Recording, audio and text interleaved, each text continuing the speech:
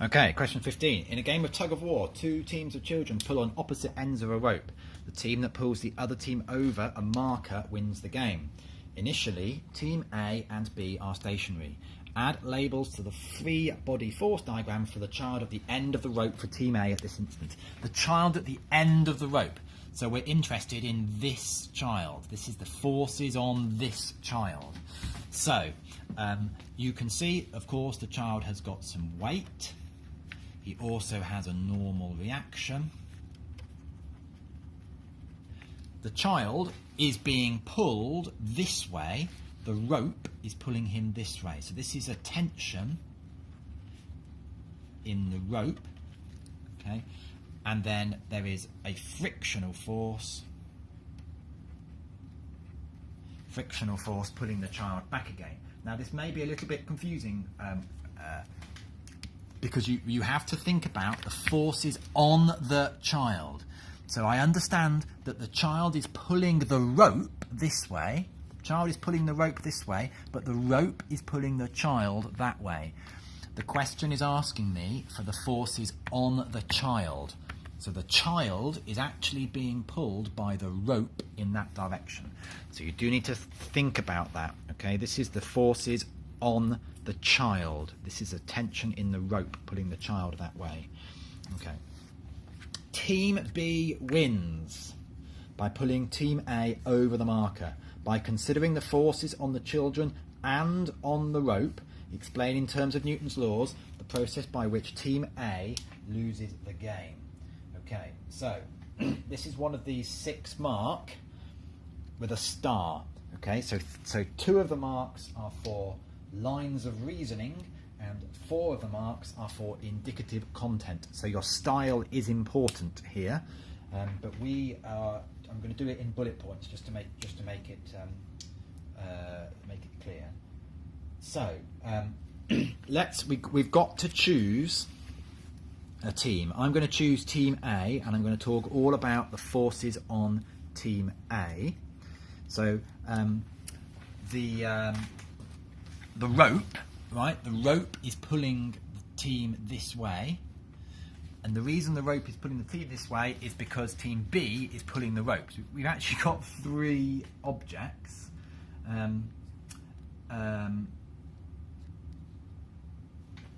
So we're going to say we've got to use Newton's 3rd law and Newton's other laws. So the rope,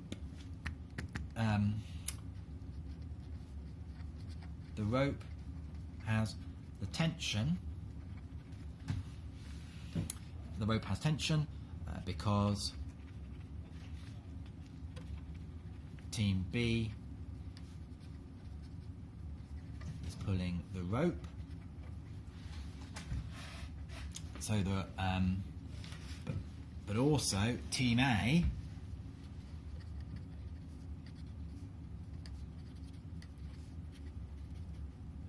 is also pulling the rope.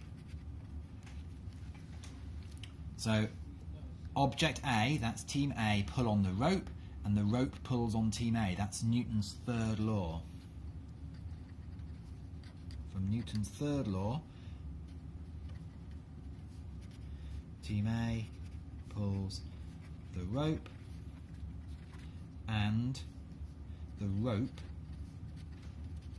pulls Team A. Now obviously if Team B is going to win, then the force, the rope force, the force from the rope on Team A needs to be bigger than friction. This force needs to get to be bigger than the friction. The tension in the rope,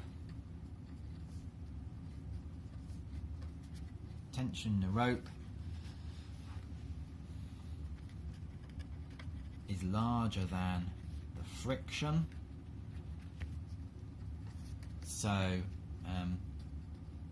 there is a resultant force on Team A to the right. From Newton's 2nd law,